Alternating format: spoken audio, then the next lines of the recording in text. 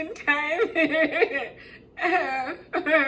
Good evening, good afternoon. Please take it as it applies. A friend of mine and I were talking about the current state of affairs in the Mormon church, and poor thing, she was rather perturbed as to what was going to happen to the church. And she reminded me of when I joined the LDS church and President Hunter had just passed away, and I was so worried about the future of prophecy. You know, how would the leaders of the church know where to go? We had just lost a prophet. But at any rate, let me return to our conversation.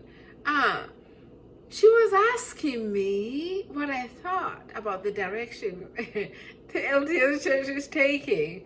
And let me preface this by saying,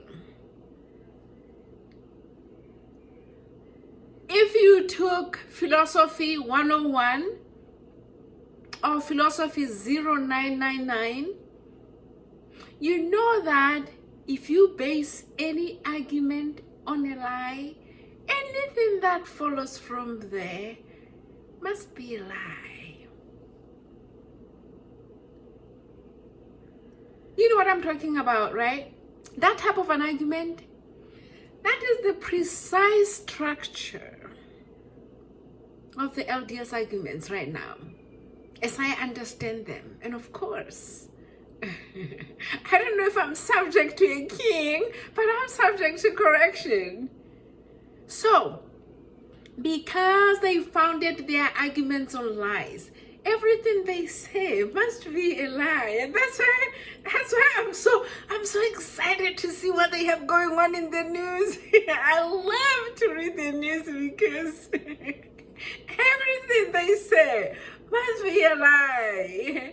And I'll tell you, there is a way to fix that. There is only one way to fix it.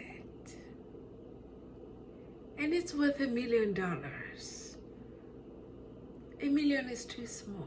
There is a way to fix it. But everything from here, it just rushes like wild diarrhea, as they used to say back home. So I am, why do I laugh so much? You know why?